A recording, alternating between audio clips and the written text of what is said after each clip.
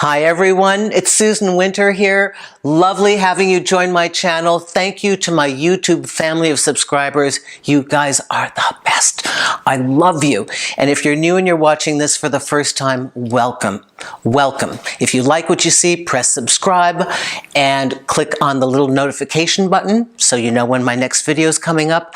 I'm continuing with your questions and answers, and this is about the distinction when you're getting into a new relationship and you want to see everything well and you want to enter with hopefulness because we wouldn't enter otherwise.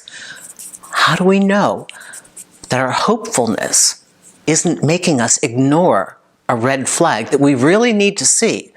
So I talk about the very fine distinctions, those little tiny adjustments between going way haywire and right on course. And so this is a letter that I got from Felix, and Felix, thanks so much for writing this. I really love this question. Felix writes, "Hello, Susan, your videos have really saved me." I'm happy about that. "The discovery of the dream hook theory allowed me to understand all about hot and cold players." And for those of you who don't know me, I have encapsulated a theory about something I call the dream, and that is what I believe hooks us. It is not the person. So we disempower the person. It is what they create, what they spark in us that we grab onto, the future, the wonderful things. So that's what Felix is talking about. And he's using Susanisms here. So he said, "The discovery of the dream hook theory allowed me to understand all about hot and cold players. My question now is, as you said, a little fantasizing is normal at first. How can I know where is the thin line between that early hopefulness and ignoring red flags so I can stay on the right track and see everything clearly as it comes? Thanks, X." Felix, that's such a good question.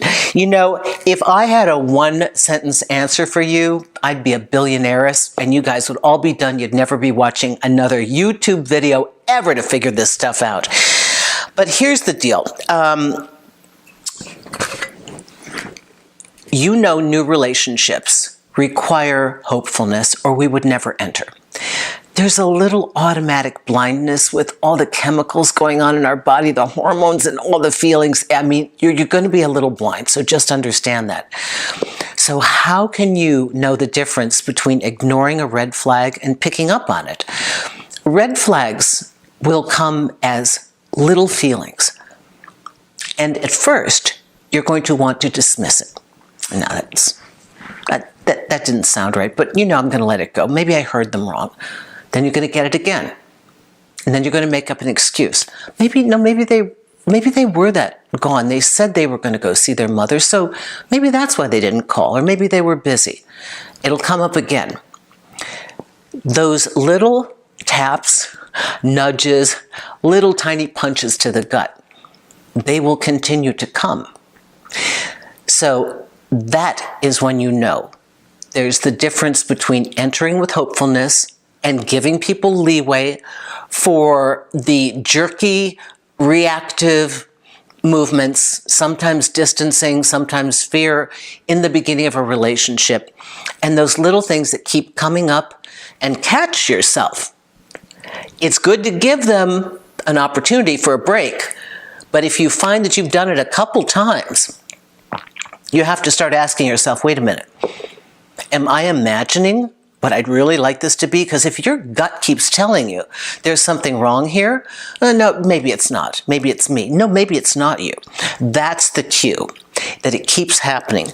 And something else that I wanted to say, listen, Felix, a lot of this depends on how vulnerable you happen to be, your current set of situations when you meet this person. I have a client right now. I am very certain she is being scammed online, that she has a fake lover with fake agenda. I'm looking at all the hallmarks of this, and I've explained this to her. And at first she was so angry, I can't believe he did this, blah, blah, blah. And now within a couple conversations, he got her back on board. I can't talk her out of this because she's very vulnerable right now. She left a relationship. She desperately needs to feel desired. And because of her vulnerability, She doesn't want to see the red flags. So that's Felix when it's hard. If you're in a compromised position and you are entering a new relationship from really unstable ground, you're not feeling so good about yourself, you need that person, you need somebody to love you, you're lonely, you've been alone too long, somebody just dumped you, you will miss red flags. You will want to miss red flags. You will wake up, but it will be a painful awakening. So I can only be here and hope. And I've learned not to try to talk people out of it. I give it a certain amount of time and I say, well, in this amount of time, either this, and this will happen, which is I know the con that happens after this, or not. We'll see. We'll talk in a couple weeks. So understand, vulnerability makes you miss the red flags. This is a brilliant question. Thank you so much. Remember, your gut feeling, you'll keep getting those little inklings that something's off. It's not one, it's several, and it's repetitive, okay?